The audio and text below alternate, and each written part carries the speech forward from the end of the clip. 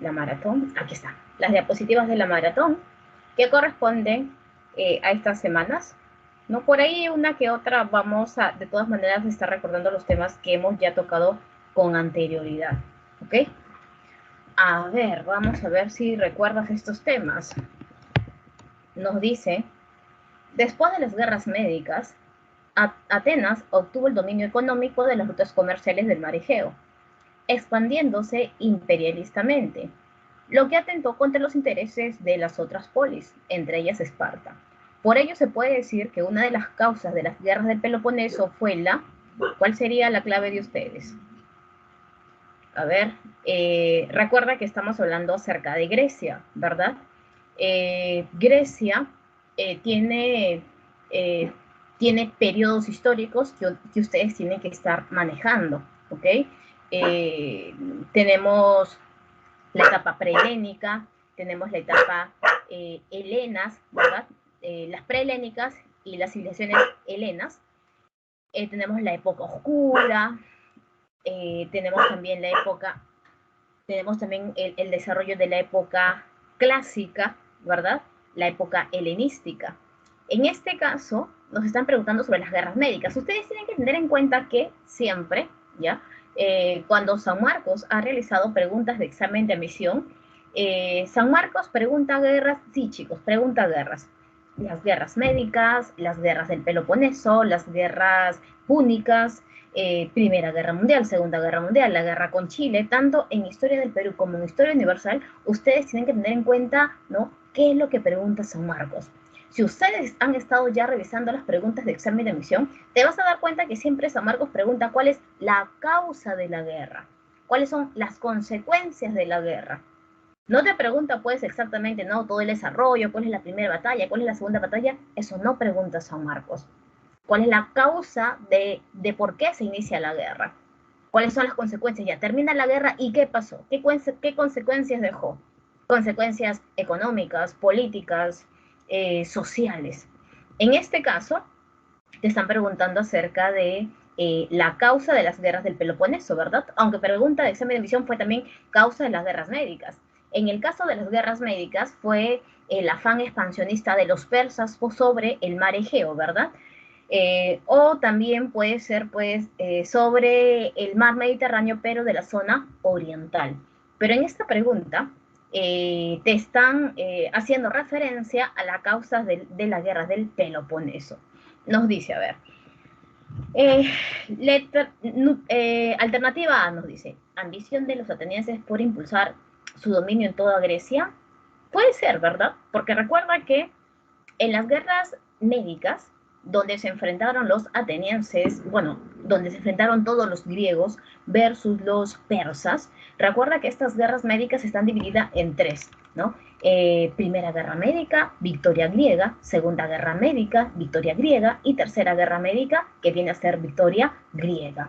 Pero la ciudad-estado que estuvo liderando a todos los griegos fue Atenas, y por lo tanto la ciudad-estado que se beneficia de estas guerras médicas, del triunfo de las guerras médicas, es Atenas, y Atenas se convierte en el líder hegemónico de toda Grecia. Imagínate Atenas controlando todos los puertos comerciales del mar Egeo. Si tú controlas los puertos comerciales, entonces eso quiere decir que hay mucho dinero, ¿verdad? Y recuerda que quien va a gobernar antes de las guerras médicas, contexto de las guerras médicas y después de las guerras médicas es Pericles. Y por lo tanto, Pericles lo que va a lograr es un desarrollo político, un desarrollo cultural. En el campo político vamos a ver, por ejemplo, la consolidación de la democracia dentro de Atenas. En el aspecto cultural aparecen los mecenas, que son personas con un gran poder económico que van a apoyar a los artistas, ¿verdad? Eh, y después tenemos nosotros el desarrollo de las guerras del Peloponeso, que viene a ser el enfrentamiento de Atenas y Esparta. Pero en realidad no solamente viene a ser Atenas y Esparta, no solamente son el enfrentamiento entre estas dos ciudades-estados las más poderosas, porque recuerda que Atenas lidera eh, a Delos, ¿verdad? A la Liga de Delos, mientras que Esparta lidera a la Liga del Peloponeso. Es decir, estamos hablando de ciudades-estados que se están enfrentando por el control de Grecia. A ver, dice, no, alternativa de B, dice rivalidad entre Atenas y Platea por la hegemonía, no tiene nada que ver. La B no es. La C, necesidad de poder derrotar a los griegos en la zona del Asia Menor, tampoco. De lucha de los atenienses por no, tampoco no tiene que ver. Mar Mediterráneo, tal cual no. La número 1 sería la A, ¿verdad? Vamos a colocar por aquí, a ver. Aquí está, vamos a colocarle clave. A ver, veamos. Ahí está. Número 1, avión.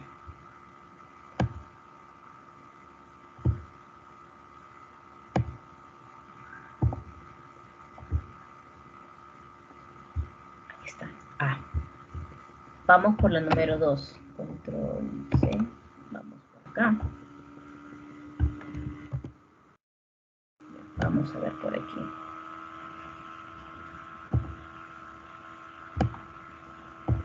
A ver, chicos, todos ustedes observando. Los que están desarrollando las preguntas, por favor, prenden el micrófono y pueden intervenir, porque como te estaba explicando, lamentablemente yo no tengo acceso al chat, así que no puedo leer sus mensajes. Número 2 nos dice, luego de finalizado el tercer militarismo del 30 al 39, se inició la primavera democrática del 39 al 48, que fue un periodo de gobiernos de civiles.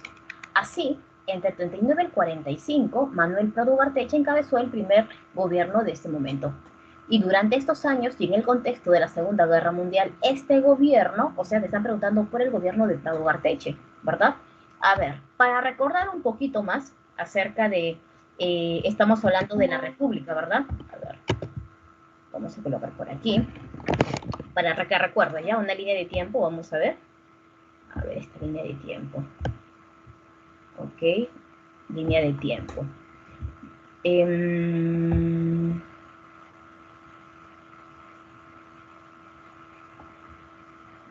Ya, ahí está. Recuerda que nosotros, a ver, hemos realizado ya, a ver, dice tercer militarismo, ¿verdad? Ya, primero es el oncenio, ¿verdad? El oncenio de Leguía. El oncenio de Leguía, que va de 1919 a 1930. ¿Ok? Ahí está. Ese es el oncenio de Leguía. Después del oncenio de Leguía, ya vamos a colocar. Oncenio de Leguía. Después del oncenio de Leguía, tenemos nosotros el gobierno de los militares. Tercer militar, que se inicia 1930 a 1939. A ver, chicos, pregunta para ustedes, aunque yo sé que no me van a contestar por el chat porque no los puedo leer, ¿verdad? Pero a ver, recordemos un poquito acerca del tercer militarismo. En el tercer militarismo, que viene a ser gobierno de militares, ¿verdad? ¿Qué pasó? Ahí está. A ver, vamos a colocar. Allá. A ver, en este tercer militarismo, que es gobierno de militares, tenemos dos gobiernos, ¿verdad? Primero hay que recordar el gobierno de Sánchez Cerro, que va de 1930 a 1933. ¿Y por qué solamente gobierna un periodo? ¿Por qué gobierna un periodo, chicos? ¿Por qué solamente gobierna 3 años? Porque mataron al presidente. Y después, quien entra a gobernar es el segundo gobierno de Óscar Raimundo Benavides, ¿verdad? Benavides, seguramente tu profesor te explicó acerca de este presidente. Él, cuando está gobernando en su primer gobierno, justo estalla la Primera Guerra Mundial. Y cuando gobierna por segunda vez, justo estalla la Segunda Guerra Mundial. Él gobierna de 1933 a 1939. ¿Ya? 1939. Ahora, la pregunta del millón, que tengo varios alumnos que siempre se confunden. No sé si ustedes ya han revisado preguntas de examen de admisión en San Marcos, y San Marcos preguntó 2 veces la misma pregunta. Por ahí una que otra cosa cambiaron, pero la pregunta fue, no te lo voy a colocar tal cual, ¿ya? Pero decía, en 1931, ¿ya? Sánchez Cerro, ¿ya? Sánchez Cerro tomó el poder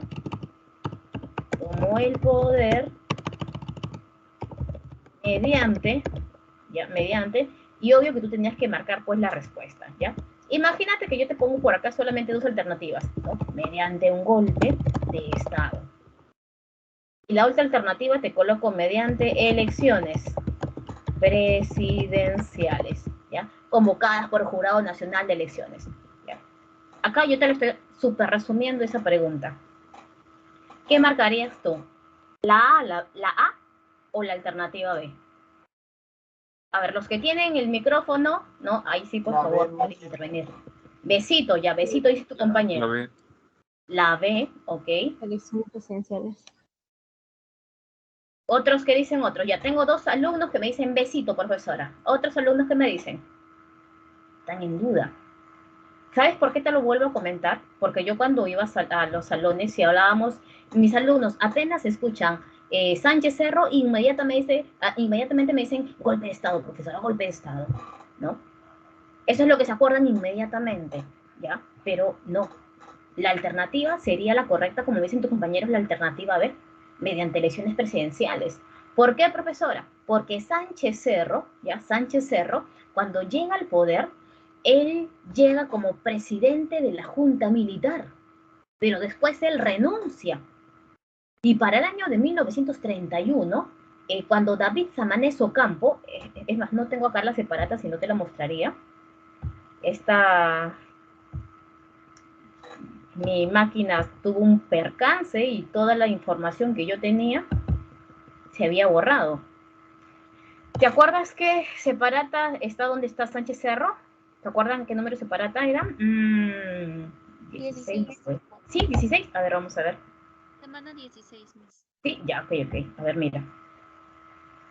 Por eso yo siempre les digo a mis alumnos, chicos, por favor, lean los textos que nosotros colocamos. Algunos no lo leen, ¿no? Pero es necesario. Aquí está, mira. Aquí está. A ver.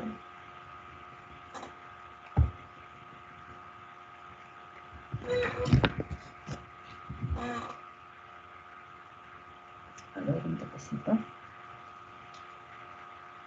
Ahí está. Mira. Ahí está. Tercer militarismo, las características. Mira. Acá está bien explicado. Dice, el golpe de Sánchez Cerro. En agosto del 30, Sánchez Cerro encabezó una sublevación militar que fue justificada por el manifiesto de Arequipa, donde se denunciaba a Leguía y prometía moralizar el país. Su gobierno acabó en febrero del 31. En esos 6 meses de gobierno, enjuició y encarceló a Leguía, creando el Tribunal de Sanción, abolió la Constitución Vial, se promulgó la ley del divorcio, entre otros, ¿ok?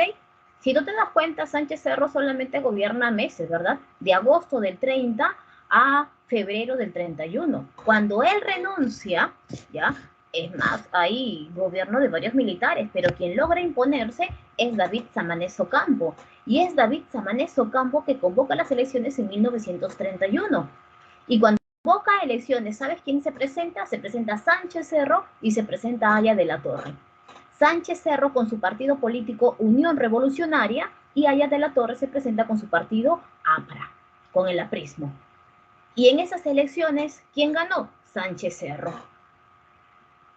Es por eso que en la pregunta, ¿verdad? Que yo te coloqué por acá, en la pregunta no la he colocado toda completa, ¿ya? Porque no recuerdo exactamente, ¿no? Pero decía, en el 31 Sánchez Cerro tomó el poder mediante, no es golpe, el golpe fue en el 30. En el 31 es mediante elecciones presidenciales convocada por el Jurado Nacional de Elecciones. ¿Ok? Así que, por favor, esa información no la pierdas. Ya San Marcos tomó 2 veces lo mismo. Es por eso que te hago hincapié en ello. Es más, cuando nosotros hablamos acerca de Odría, con Odría también pasa lo mismo. Porque Odría llega al poder mediante un golpe de Estado. Golpe de Estado a Bustamante y Rivero.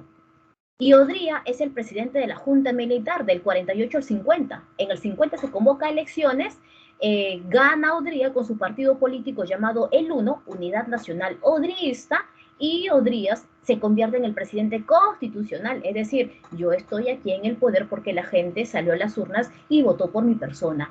Y él se queda gobernando del 50 al 56, ¿no? Casi similar a lo que le pasa a Sánchez Cerro. ¿Ok? Ahí está, tercer militarismo.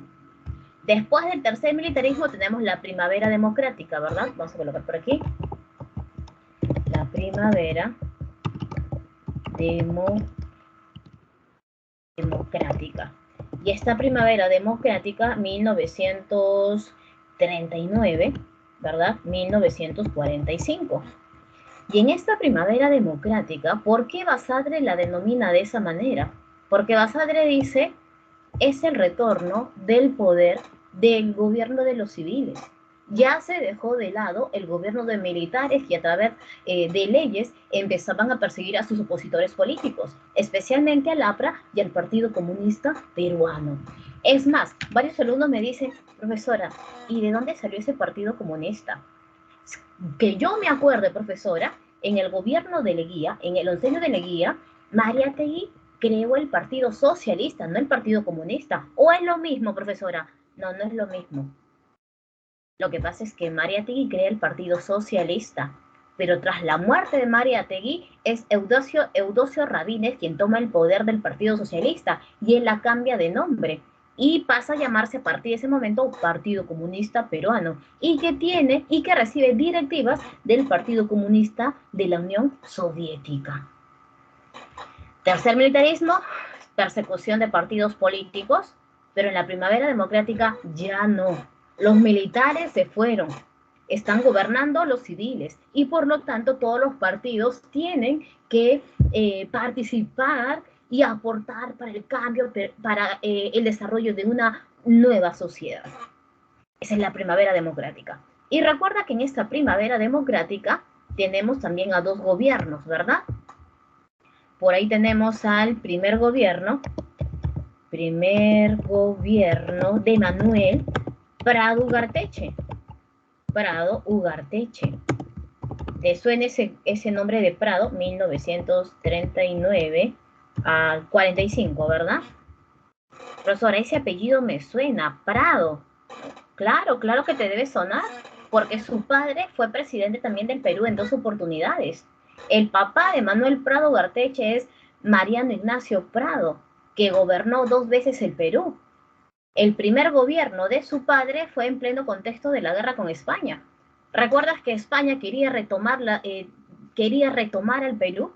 Es más, recuperar sus colonias en América, y especialmente el Perú, porque el Perú tenía guano, y por lo tanto España nos hace la guerra. Y es Mariano Ignacio Prado quien gana, quien derrota a España. Su segundo gobierno justo se inicia en pleno contexto de la guerra con Chile. ¿Te acuerdas del presidente que se fue a Europa a comprar armas? Su papá, pues, su papá. Aquí tienes a Manuel Prado Ugarteche. Con él se desarrolla todo el contexto de la Segunda Guerra Mundial. Y tenemos al gobierno de Bustamante y Rivero, ¿verdad? Bustamante y Rivero, que solamente va a gobernar 3 años porque le dan golpe de Estado. ¿Quién, profesora? Odría, 1945 al 48. ¿Okay? Esa es la primavera democrática. Y después tenemos el ochenio de Odría. ¿Por qué ochenio? Porque va a gobernar 8 años. A ver, ochenio. Ochenio de Odría. 1948 al 56, ¿verdad? Él a través de la ley de seguridad interior empieza a perseguir a todos sus opositores políticos. Y recuerda que el gobierno de Odría, estamos hablando en pleno contexto ya de la Guerra Fría, ¿verdad? En el plano internacional, profesora, es el desarrollo de la Guerra Fría. Recuerda que la Guerra Fría se inicia en 1945 y finaliza en 1991 con la caída de la URSS, ¿verdad? Todo esto es la Guerra Fría. Ahí está la Guerra Fría. A ver, vamos a ver por aquí. Ya.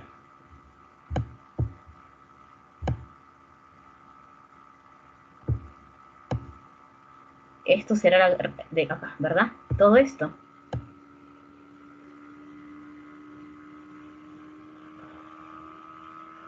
Todo esto es la Guerra Fría.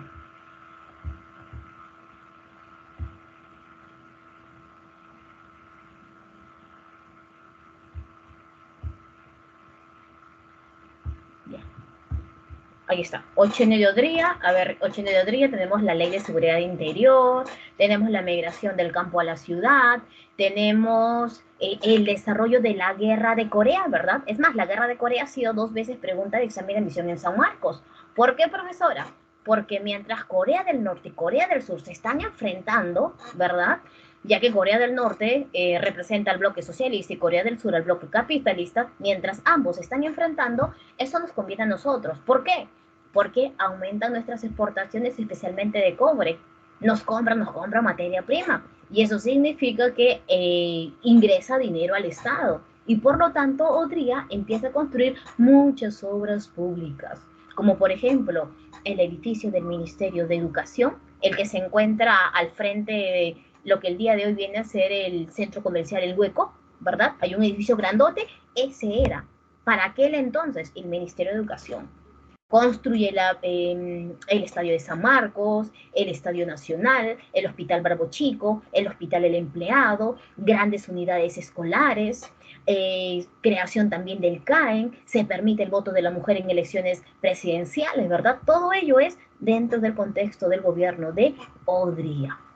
Y después de Odría, ¿verdad? Tenemos nosotros el gobierno de la convivencia. A ver. Convivencia. La convivencia. Que en realidad estamos hablando de qué gobierno. Estamos hablando del segundo gobierno de Prado, ¿verdad? Segundo gobierno de Prado. Esa es la convivencia.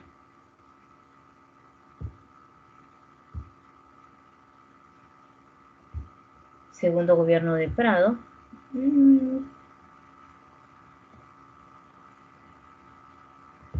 Segundo gobierno de Prado.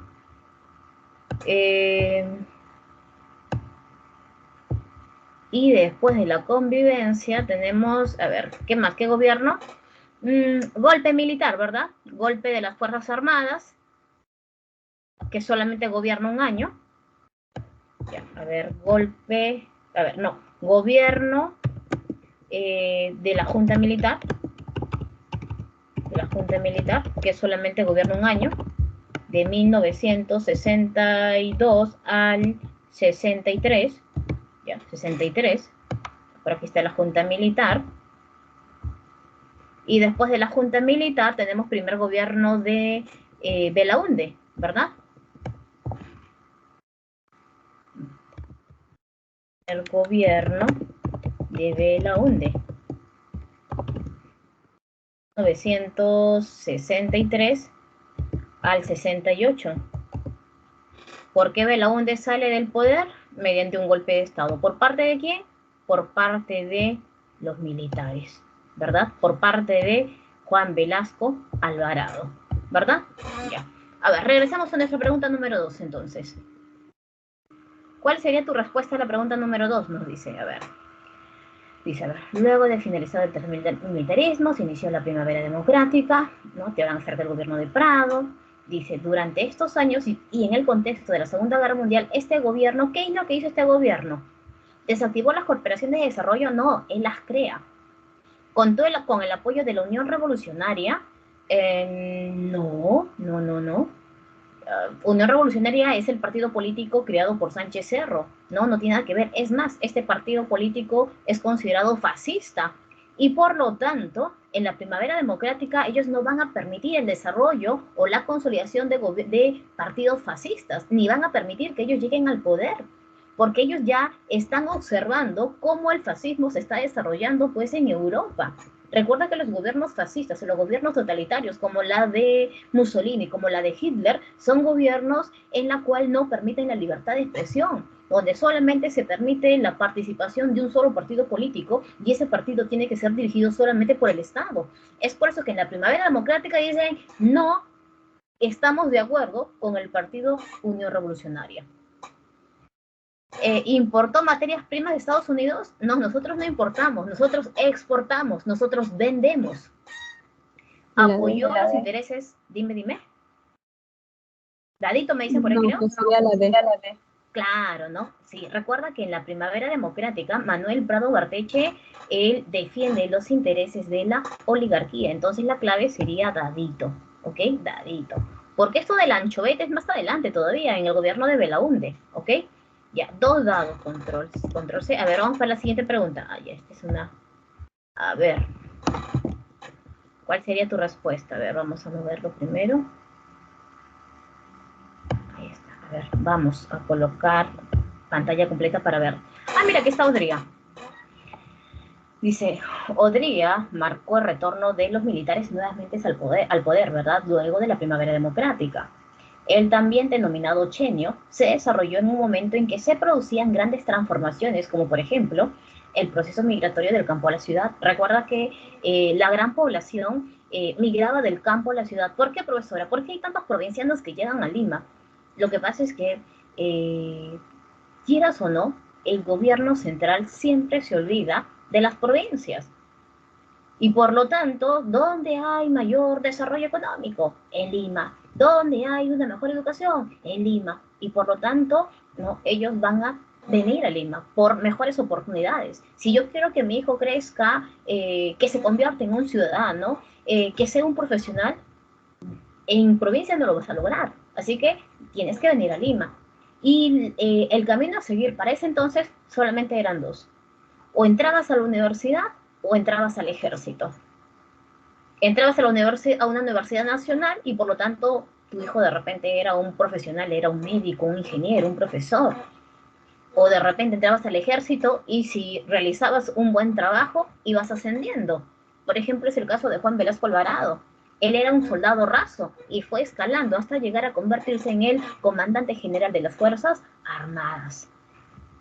A ver, dice, creación del Ministerio de Educación, no, porque esto se crea en el 35, ¿ok? Esto es falso.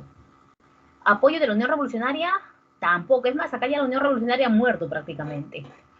El estallido de la guerra con Ecuador, no, recuerda que la guerra con Ecuador estalla en 1941, justo en el gobierno de Prado Ugarteche, en pleno contexto también de la Segunda Guerra Mundial. Recuerda que el Perú...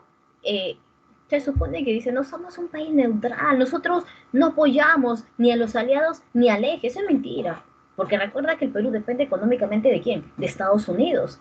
Y por lo tanto, nuestro corazoncito está para con Estados Unidos. Nosotros seguimos siempre el lineamiento de Estados Unidos tal cual, una política ortodoxa. Es por eso que el Perú va a apoyar a Estados Unidos. Y recuerda también, ¿ya?, que en pleno contexto de la Segunda Guerra Mundial estalla el enfrentamiento Perú y Ecuador. Y es porque Ecuador empieza la guerra. Recuerda que Ecuador había invadido nuestro territorio y el Perú empieza a atacar al ejército ecuatoriano que está dentro de nuestro territorio. Pero ahí es ahí donde interviene Estados Unidos. Y Estados Unidos dice, no, pues, ¿cómo se van a pelear? Estamos en pleno contexto de una Segunda Guerra Mundial donde hay países poderosos que se están enfrentando. Un Hitler, un Mussolini, ¿verdad? Un Japón, Estados Unidos, ¿no? Y aquí, en Sudamérica, jugando las guerritas. Así que, al año siguiente, se firma la paz. Y eso también ha sido pregunta de examen de admisión en San Marcos. Se firma el protocolo de paz, amistad y límites de Río de Janeiro. ¿Ok? Así que la 3 también es falso. ¿Se produce la llegada de la misión Clay al Perú? Sí, chicos. A ver, mira, revisamos nuestra separata. Ah, mira, aquí está la separata. A ver, aquí está, mira. Este es Benavides. Este es Prado Garteche, ¿verdad? Prado Garteche. La guerra con Ecuador. Este es Bustamante, que solamente gobierna 3 años porque Odría le da un golpe de Estado. Aquí está Odría, mira. El ochenio. Ahí está Odría. Aquí está, mira. Justo está acá. En el plano económico estableció una economía de tipo liberal y ortodoxa. Profesora, ¿qué es ortodoxa? ¿Qué es heterodoxa? ¿No? Me marea cuando hablan acerca de ortodoxa y heterodoxa. No sé si ustedes se acuerdan, pero cuando se realiza el tema de Alan García, en el plano económico te dicen, ¿no? Aplicó medidas políticas económicas heterodoxas, ¿verdad? ¿Qué es heterodoxa? Que no sigue el lineamiento tal cual lo establece Estados Unidos, se desvía. Mientras que cuando nosotros hablamos de unas políticas económicas ortodoxas, se dice que nosotros seguimos el planteamiento económico de Estados Unidos tal cual. ¿Y cuál es el modelo económico de Estados Unidos? El liberalismo. Klein, ¿no? La misión Klein es liderada por Julius Klein. Julius Klein es un norteamericano, es un economista norteamericano que es contratado por el Perú y que le va a dar ciertas recomendaciones al Perú. Y le va a decir, oye, ¿sabes qué, Perú? Por si acaso, ya el Estado no debe intervenir en la economía. Ustedes ya se han recuperado económicamente. Y por lo tanto, ustedes deben abrir tienen que abrir su economía a todo el mundo. Ustedes tienen que abrir sus puertas de par en par. Ustedes tienen que permitir que llegue el capital extranjero. Si llega capital extranjero, eso significa que ellos van a invertir y ustedes van a ganar económicamente. El Estado no interviene en la economía. El Estado lo que tiene que hacer es evitar conflictos sociales, evitar huelgas, paros, porque eso asusta a los inversionistas. No debes controlar el precio, los precios, no debe haber subsidios, no debes controlar pues la moneda. Y tienes que permitir que este capital extranjero se lleve la mayor parte de sus ganancias en esas inversiones. Si tú haces eso, te aseguro que el capital extranjero va a venir a invertir al Perú. Esa es la propuesta de Julius Klein. Esa viene a ser la misión Klein. Y por lo tanto, nuestra alternativa, ¿cuál sería, chicos? Nuestra alternativa sería... ¿dónde está? Aquí, no, aquí está. Ops. Aquí está. Nuestra alternativa sería enano, ¿ok? Enano. A ver, vamos por la siguiente pregunta. 4.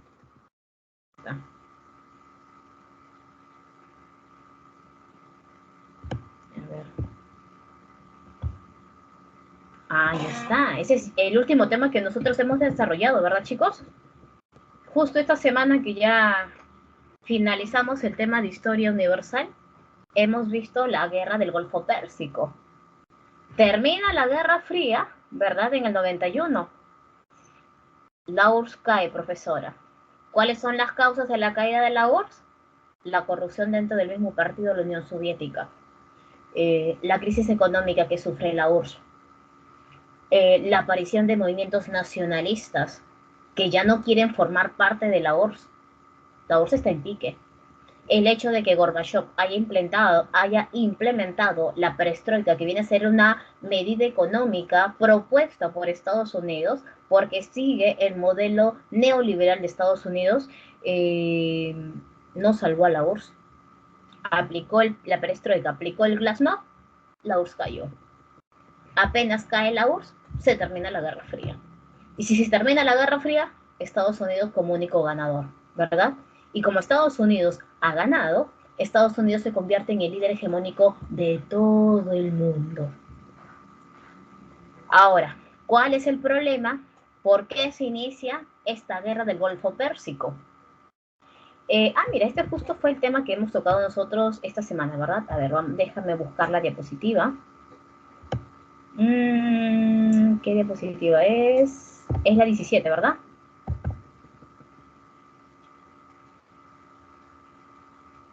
A ver. Ahí está. Mira, justo esto lo hemos tocado, ¿verdad?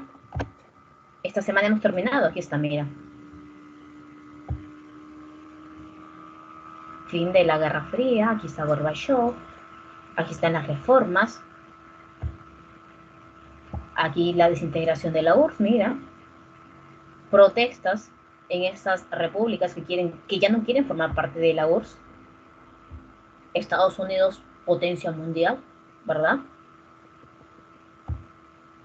Y por acá está la guerra del Golfo. Aquí están los antecedentes y aquí está el desarrollo de la guerra. ¿Por qué se da la guerra? Ya, a ver, te explico. Es más, los que tienen 2 horas el tiempo es muy poco para explicar todo el tema. Los que tienen 3 horas, ahí el profesor se puede explayar, ¿no? Pero de todas maneras, algo pequeño, ¿ok?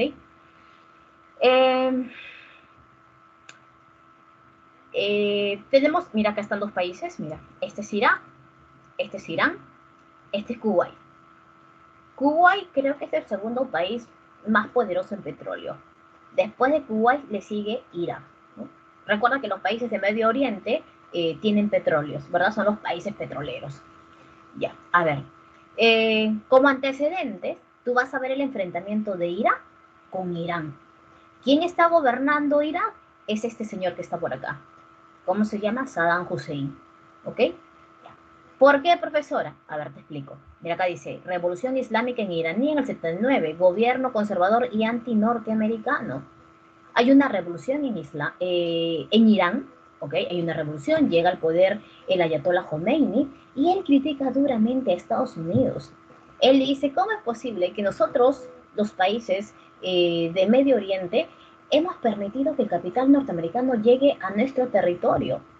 Eso está mal, porque Estados Unidos no solamente viene con su capital, sino que Estados Unidos viene con sus costumbres, con sus propias creencias.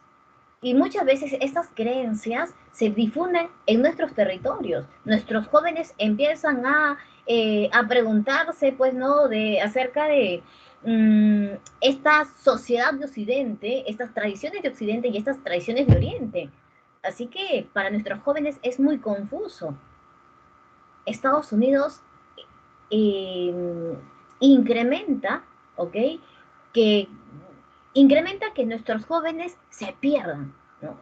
Ese es el discurso que da el Ayatollah Khomeini.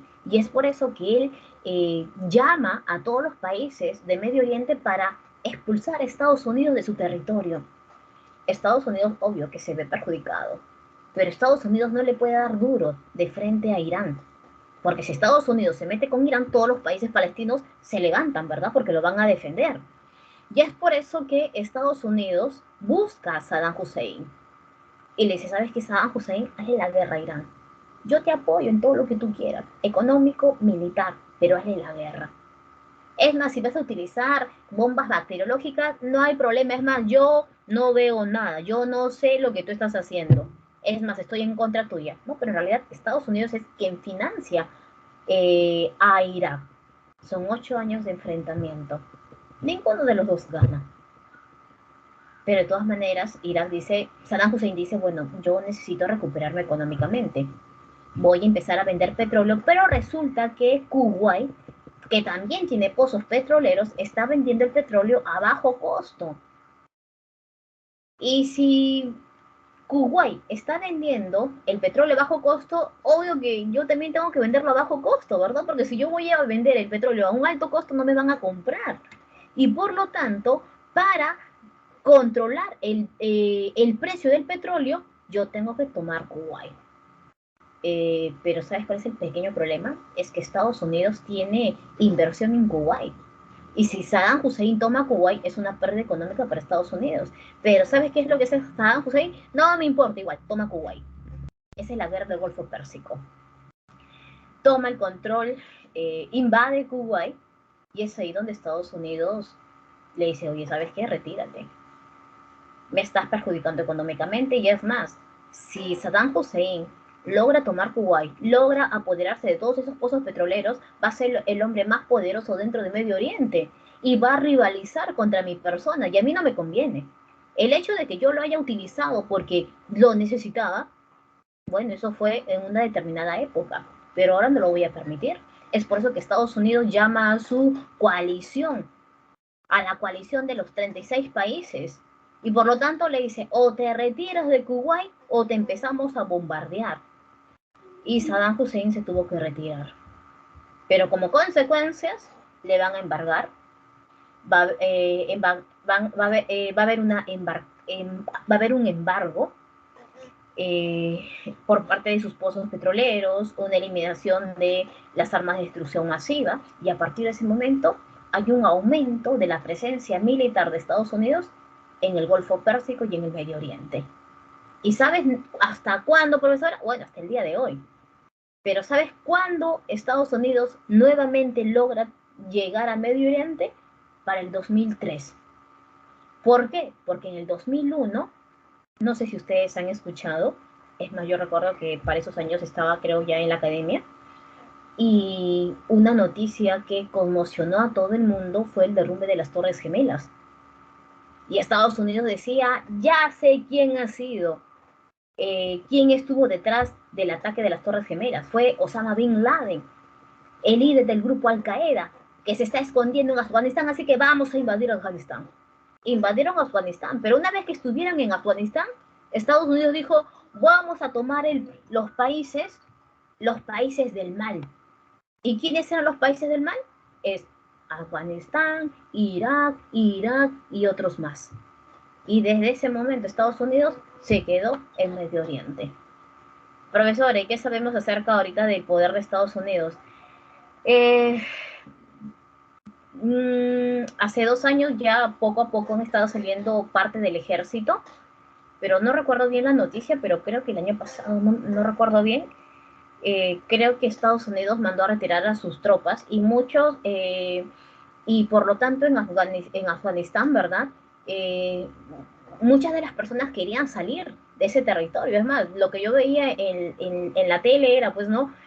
Salía un vuelo, ¿no? Un avión y toda la gente trepada del avión, fuera del avión, patitas del avión, ¿no? Para poder salir de ese territorio. A ver, para no irnos a otro tema, a ver, chicos, entonces desarrollemos nuestra pregunta. Número 4. ¿Cuál sería la clave del número 4? A ver, ¿este de acá es? Sí, ¿verdad? Ya. ¿Cuál sería la clave? Dice, a ver. La guerra del Golfo Pérsico es un conflicto desatado por los intereses del imperialismo estadounidense contra el Estado nacionalista iraquí liderado por Saddam Hussein, para tener el control de los hidrocarburos de Irak y Kuwait y una mayor presencia en Medio Oriente. Señale verdad o falsedad, nos dice.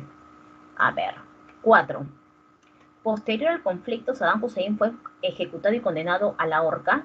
Posterior al Golfo Pérsico, sí, porque eso fue ya, te digo, del 2003 hacia adelante. ¿Ok? Posterior al conflicto, sí, eso es verdadero. Hay una exigencia. La exigencia a Irak antes de iniciar el conflicto fue retirarse de Kuwait.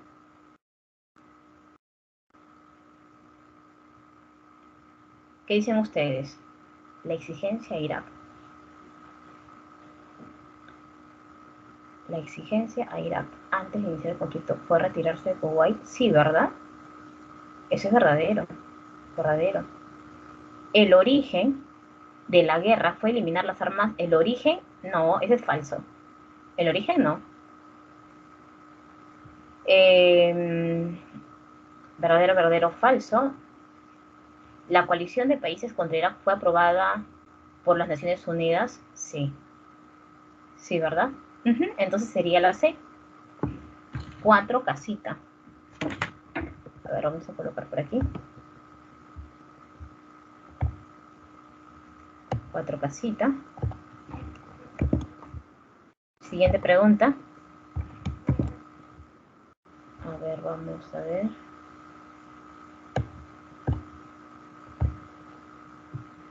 Ahí está, nos dice. La caída, y es más, esta pregunta se supone que ustedes ya lo han visto. Esta pregunta se ha realizado en el último, en la última semana de Historia Universal, ¿verdad? La caída del bloque socialista de Europa del Este y la URSS generó a nivel mundial un repliegue del socialismo, produciéndose la hegemonía del liberalismo inicialmente de los Estados Unidos. volviéndose el mundo cada vez más integrado bajo un solo sistema económico-político que organiza la explotación de los recursos humanos y naturales a nivel mundial. Pero, ya la pregunta va, respecto a las características culturales e ideológicas, podremos afirmar que, a ver, surgen hábitos generados por el uso continuo de los recursos informáticos o cibercultura. Claro que sí, ¿verdad? El día de hoy nosotros no pudiéramos realizar esta clase si no existiera, pues, estos recursos informáticos, si no existiera el internet, ¿verdad? Ya, sí, a ver, dos, a ver, surge la actividad del poder económico, ya ok, pero eso es económico, ya que están pidiendo cultural e ideológico. Inicio de la tensión este-oeste, producto del, no, inicio de la tensión, no, fin. Desarrollo de la diplomacia verde, sí, consistente en la defensa del medio ambiente, ¿verdad? A ver, mira, recordemos, aquí está la separata, mira. Aquí está, mira, culturales, ideológicas. En esta diplomacia verde, estos países industriales se van a reunir y están preocupados. Oye, mira, ¿qué es lo que está pasando con el mundo? Mira, huecos por acá, los grandes bloques de hielo que están en los polos se están descongelando, ¿verdad? ¿Qué hacemos frente a ello? Diplomacia verde. Vamos a tomar algunas medidas para evitar, para cuidar, ¿no? Nuestro mundo, nuestro medio ambiente. Así que la clave sería 1 y 4, ¿verdad? 1 y 4. A ver, vamos a colocar por aquí. Esta es 1 y 4. Siguiente pregunta.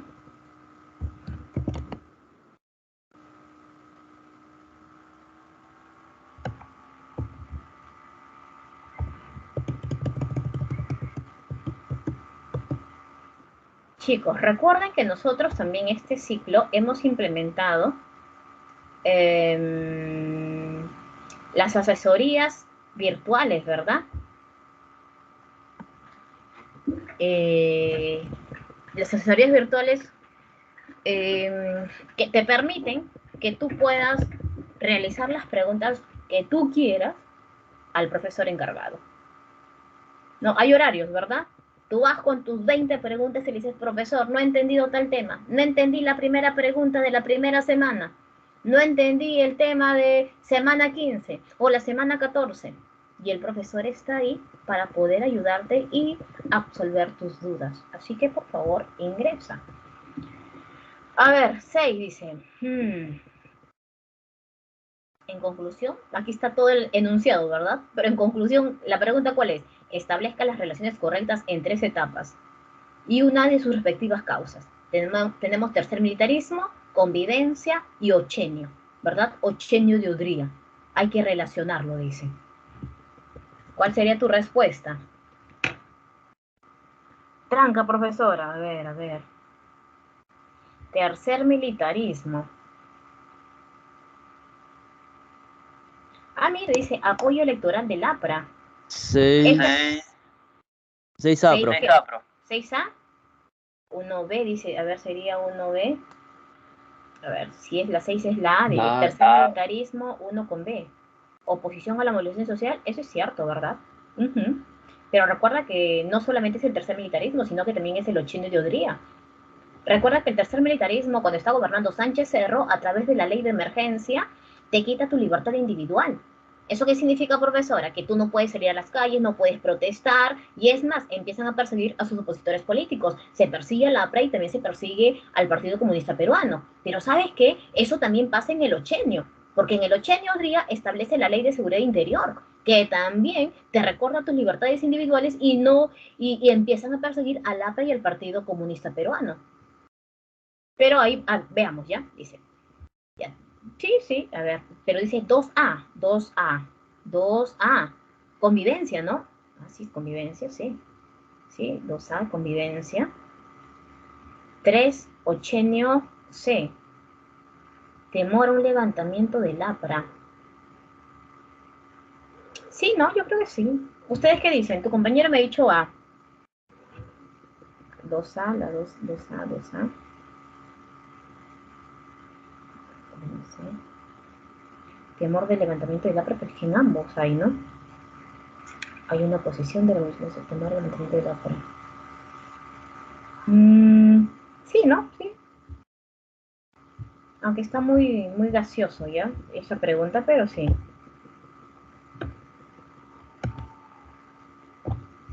A ver, sigamos. 7. 7, chicos. A ver, vamos a copiar esto. Solamente unos cuantos minutos para que termine. 6 minutos. A ver. Vemos acá. Bien, a ver. Dice, inicialmente el presidente había logrado obtener un importante respaldo público y la colaboración de influyentes grupos de élite gracias a su carisma personal y a sus sigilosas transacciones políticas y económicas. Pronto se hizo evidente que Alan García, buscaba manipular el manejo económico para conseguir resultados políticos. Esta pequeña lectura se encuentra en Quirós, Alonso Quirós, dice. Está mal, Alfonso Quirós, no es Alonso, le han cambiado de nombre ahí. La historia de la corrupción del Perú. A ver. En base a lo aprendido en clase y considerando el texto que presentamos a continuación, el primer gobierno de Alan García, en el aspecto económico que planteó, nos dice: liberación de precios de los productos de primera necesidad. Liberación de precios, no, hay un control de precios, ¿verdad? La A no es.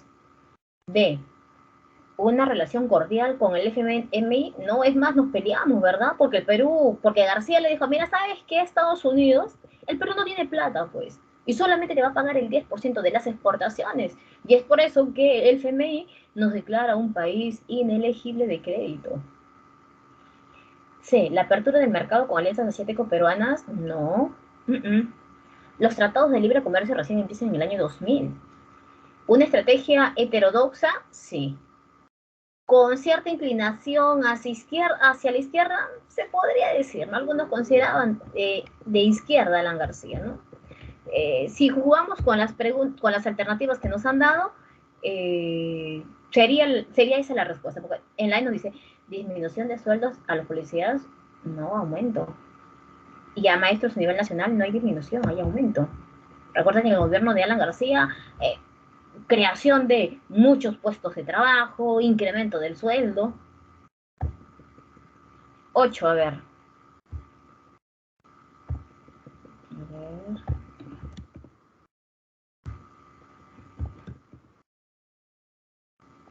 Veamos, dice.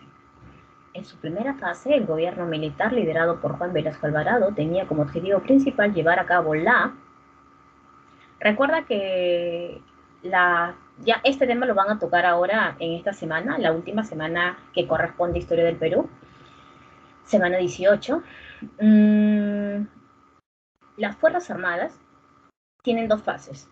La primera fase es liderada por Juan Velasco Alvarado, con el plan Inca, y la segunda fase es como Francisco Morales Bermúdez con el plan Tupac Amaru, ¿verdad? ¿Qué es lo que quiere Velasco? En realidad Velasco, su gobierno se declara nacionalista y por lo tanto va a empezar a realizar diversas reformas: reforma agraria, reforma educativa, reforma industrial, pero entre ellas las más importantes es la reforma agraria, entregar tierras a los campesinos pero a través de las cooperativas. Y por lo tanto, si se les entrega tierras a las cooperativas, ¿quiénes son los más perjudicados? La oligarquía.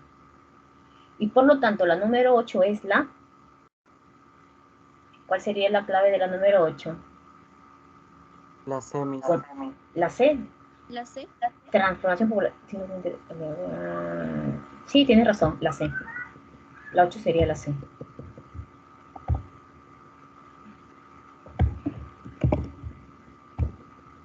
Ay, aquí está. Ya vamos a ver. Aquí está. Esta es C, ¿verdad? Ahí está, la 8 es la C. Vamos por la 9. Colocar verdadero o falso con respecto a la Revolución Rusa. El zar Nicolás II tenía un gobierno inclusivo y de corte liberal. Inclusivo, no, nada que ver, tú no podías criticarlo, sino, pobre de ti, trabajos forzados en Siberia. Falso, ¿verdad? Falso. Si es falso, entonces está entre la A y la E, ¿verdad? Falso.